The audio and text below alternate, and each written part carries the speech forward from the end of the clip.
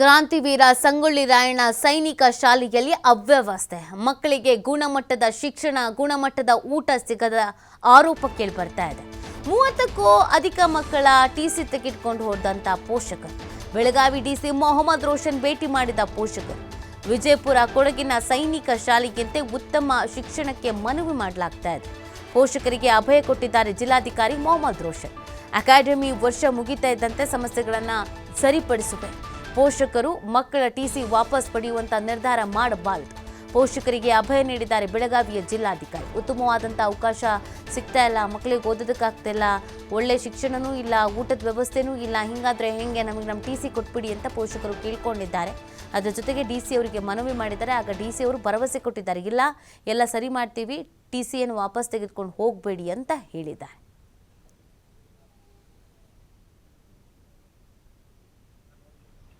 The backgrounds. Then I comments on it.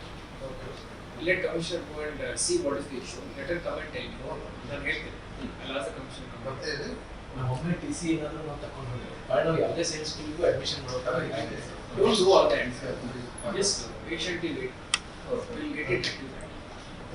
ಸರಿ ಆಗುತ್ತೆ ಅಂತ ವೇಟ್ ಮಾಡಿ. Tell all the other teachers, sorry, all the other parents that we will rectify this. ನಲ್ಲಿ ಓದ್ತಾ ಇರುವಂಥ ಮಕ್ಕಳ ಪೋಷಕರು ಇವತ್ತು ನನ್ನನ್ನು ಬಂದು ಭೇಟಿಯಾಗಿದ್ದಾರೆ. ಅಲ್ಲಿ ವ್ಯವಸ್ಥೆಗಳಲ್ಲಿ ಸ್ವಲ್ಪ ಇಂಪ್ರೂವ್ಮೆಂಟ್ ಆಗಬೇಕಂತ ಹೇಳಿ ಅವರು ಕೇಳ್ಕೊಂಡಿದ್ದಾರೆ. ಇದು ನಮ್ಮ ಗಮನದಲ್ಲಿ ಈಗಾಗಲೇ ಇದೆ. ಸರ್ಕಾರ ಮಟ್ಟದಲ್ಲಿ ಜಿಲ್ಲಾಧಿಕಾರಿಗಳ ಅಧ್ಯಕ್ಷತೆಯಲ್ಲಿ ಒಂದು ಕೋಆರ್ಡಿನೇಷನ್ ಕಮಿಟಿನೂ ಫಾರ್ಮ್ ಮಾಡಿದ್ದಾರೆ. ಅದರಲ್ಲಿ ನಾನು, ನಮ್ಮ ಮುಖ್ಯ ಕಾರ್ಯನಿರ್ವಹಣಾಧಿಕಾರಿ, ಪೊಲೀಸ್ ವರಿಷ್ಠಾಧಿಕಾರಿಗಳು, ನಾವೆಲ್ಲರೂ ಅವರೆಲ್ಲರೂ ಮೆಂಬರ್ಸ್ ಆಗಿರ್ತಾರೆ. ಈ ಕಮಿಟಿ ಮುಖಾಂತರ ನಾವು ಸುಧಾರಣೆಗೋಸ್ಕರ ತೀರ್ಮಾನಗಳನ್ನು ತಗೊಂಡಿದ್ವಿ. ನನ್ನ ಪ್ರಕಾರ ಇನ್ನೊಂದು 1-2 ತಿಂಗಳೀಗ ಸಮ್ಮರ್ ವೆಕೇಷನ್ ಈಗ ಶುರುವಾಗಿದೆ, ನಡೀತಾ ಇದೆ. ಈ ಸಂದರ್ಭದಲ್ಲಿ ಮಾರ್ಪುಗಳನ್ನು ಮಾಡೋದು ಬಹಳ ಸುಲಭ ಅಂತ ಹೇಳಿ ನಾವು ತೀರ್ಮಾನ ಮಾಡಿದ್ವಿ. ಮೇ ಎಂಡಿಂಗ್ ಜೂನಿಂದ ಈ ಏನು ಸಣ್ಣ ಪುಟ್ಟ ಇಶ್ಯೂಸ್ ನಮ್ಮ ಗಮನಕ್ಕೆ ತಂದಿದ್ದಾರೆ, ಅದನ್ನು ನಾವು ರೆಕ್ಟಿಫೈ ಮಾಡ್ತೀವಿ ಅಂತ ಭರವಸೆಯನ್ನು ನೀಡಿದ್ದೀವಿ. ಬಹಳಷ್ಟು ಪೋಷಕರು ತಮ್ಮ ಮಕ್ಕಳು ಟಿಸಿ ತಗೊಂಡು ಹೋಗ್ತಾರೆ. ಅವಶ್ಯಕತೆ ಇಲ್ಲ. ಶಾಲೆ ಸೃಷ್ಟಿ ಆದಾಗ 1-2 ಹೆಚ್ಚು ಕಡಿಮೆಗಳು ಇರ್ತವೆ. ಅದನ್ನು ಸರಿಪಡಿಸಲಿಕ್ಕೆ ಸರ್ಕಾರದಲ್ಲಿ ಚರ್ಚೆ ಆಗಿ ಈಗ ಜಿಲ್ಲಾಧಿಕಾರಿ ಅವರ ಅಧ್ಯಕ್ಷತೆಯಲ್ಲಿ ಕಮಿಟಿ ಫಾರ್ಮ್ ಮಾಡಿದ್ದಾರೆ. ಕಮಿಟಿ ಫಾರ್ಮ್ ಆಗಿ 1-2 ತಿಂಗಳಾಗ್ತಾ ಇದೆ. ಮಕ್ಕಳಿಗೆ ಅಕಾಡೆಮಿಕ್ ಇಯರ್ ಮಧ್ಯದಲ್ಲಿ ಡಿಸ್ಟರ್ಬೆನ್ಸ್ ಆಗಬಾರ್ದು ಅಂತ ಹೇಳಿ ನಾವು ಜಾಸ್ತಿ ಡ್ರಾಸ್ಟಿಕ್ ಚೇಂಜಸ್ ಮಾಡಲಿಲ್ಲ.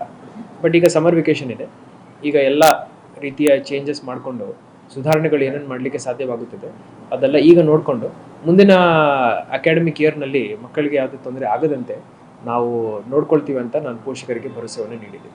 ನಮ್ಮ ಇನ್ನು ಅಲ್ಲಿನ ಪೋಷಕರು ಏನು ಹೇಳ್ತಾರೆ, ಏನು ಸಮಸ್ಯೆ ಆಗಿದೆ, ಇದಕ್ಕೆ ಸಂಬಂಧಪಟ್ಟಂತೆ ನಮ್ಮ ಪ್ರತಿನಿಧಿ ಶ್ರೀಧರ್ ಅಲ್ಲಿನ ಪೋಷಕರನ್ನು ಮಾತಾಡಿಸಿದ್ದಾರೆ, ನೋಡೋಣ ಬನ್ನಿ.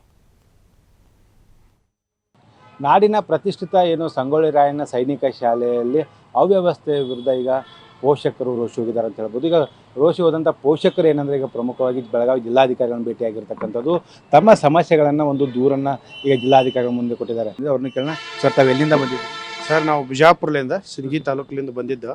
ಸರ್, ನಮ್ಮ ಮಗಳು ಇಲ್ಲಿ ಸೈನಿಕ್ ಸ್ಕೂಲಲ್ಲಿ, ಸಂಗೊಳ್ಳಿ ಸೈನಿಕ್ ಸ್ಕೂಲಲ್ಲಿ 7th ಸ್ಟ್ಯಾಂಡರ್ಡ್ ಓದ್ತಾ ಇದ್ದ. ಬಟ್ ಅಲ್ಲಿ ನಾವು 2 ವರ್ಷದಿಂದ ನೋಡ್ತಾ ಇದ್ದೀವಿ, ಕಲಿಕಾ ಮತ್ತು ಅಲ್ಲಿ ಸೈನಿಕ್ ಸ್ಕೂಲ್ದ ವಾತಾವರಣನೇ ನಮ್ಮ ಮಕ್ಕಳಿಗೆ ಸಿಗ್ತಾ ಇರಲಿಲ್ಲ. ಸುಮ್ಮನೆ ಯಾವುದೋ ನಾರ್ಮಲ್ ಶಾಲೆಯಲ್ಲಿ ಓದ್ತಾ ಇದ್ದಾರೆ ಅನ್ನುವಂಥ ಭಾವನೆ ನಮ್ಮಲ್ಲಿ ಬಂದುಬಿಟ್ಟಿದೆ. ಮತ್ತು ಅಲ್ಲಿ ಕೊಡುವಂಥ ಫುಡ್ಡು ಕೂಡ ಯಾವ ಬೇರೆ ವಸತಿ ಶಾಲೆಯಲ್ಲಿಗಿಂತಲೂ ಕೀಳ್ಮಟ್ಟದಾಗಿ ಕಾಣಿಸ್ತಾ ಇದೆ. ಅಲ್ಲಿರುವಂಥ ಪ್ರಿನ್ಸಿಪಾಲ್ರಿಗೆ ನಾವು ಕಂಪ್ಲೇಂಟ್ ಮಾಡಿದ್ರೆ ಪ್ರಿನ್ಸಿಪಾಲು, ನೀವು ಕೊಡುವಂಥ ಅಷ್ಟು ದುಡ್ಡದಲ್ಲಿ ಅದಕ್ಕಿಂತ ದೊಡ್ಡ ಕ್ವಾಲಿಟಿ ನಿಮ್ಗೆ ಊಟ ಎಲ್ಲಿ ಸಿಗುತ್ತಾ ಅನ್ನುವಂಥ ಮಾತನ್ನು ಹೇಳ್ತಾ ಇದ್ದಾರೆ. ಅದಕ್ಕಾಗಿ ಟೋಟಲ್ಲಾಗಿ ಅಲ್ಲಿ ವ್ಯವಸ್ಥೆ, as is the principal so is the school ಅಂತ ನಾವು ಏನು ಹೇಳ್ತಾ ಇದ್ದೀವಿ, ಅಲ್ಲಿ ಪ್ರಿನ್ಸಿಪಾಲ್ ಹೆಂಗಿದ್ದಾರೆ ಅಲ್ಲಿ ವ್ಯವಸ್ಥೆನೂ ಕೂಡ ಹಾಗೆ ಕೆಟ್ಟು ಹೋಗಿದೆ. ಅದಕ್ಕಾಗಿ ಸಾಕಷ್ಟು ಜನ ಪೇರೆಂಟ್ಸ್, ಸುಮಾರು ನಮ್ಮ ಗಮನಕ್ಕೆ ಬಂದಿರುವಂಥದ್ದು ನಿನ್ನೆವರೆಗೆ 30-35 ವಿದ್ಯಾರ್ಥಿಗಳ ಟಿ.ಸಿ ಹೊರಗಡೆ ಹೋಗಿದ್ದನ್ನು ನಾವು ನೋಡಿದ್ದೀವಿ.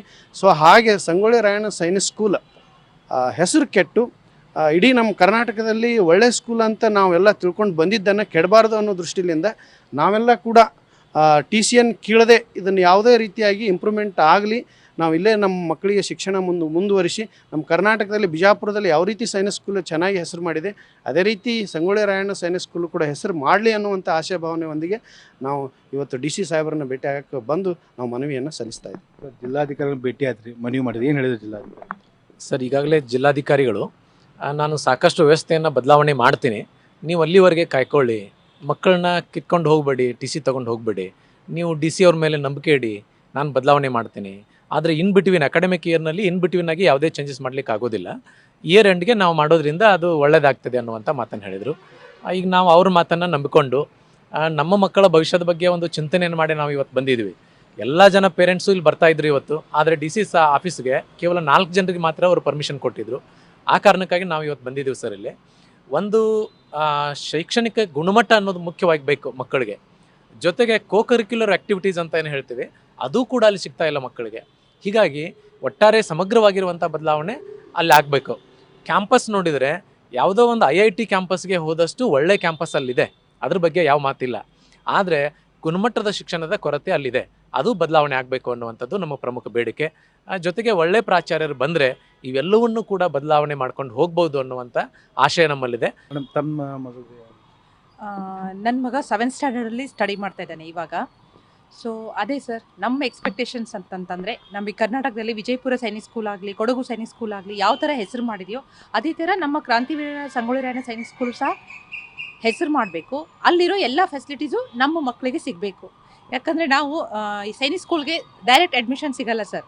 2 ವರ್ಷ ಕೋಚಿಂಗ್ ಇಟ್ಟು ನಾವು ನಮ್ಮ ಮಕ್ಕಳಿಂದ ದೂರ ಇಟ್ಕೊಂಡು ಅವ್ರಿಗೆಲ್ಲ ಕಲಿಸಿ ಮಾಡಿದ್ದಕ್ಕೆ ಅವ್ರಿಗೂ ಒಂದು ಒಳ್ಳೆ ಫ್ಯೂಚರ್ ಕೊಡಬೇಕು ಅನ್ನೋ ನಮ್ಮ ಕನಸಿಗೂ ಒಂದು ಸಾರ್ಥಕತೆ ಸಿಗಬೇಕು ಸರ್.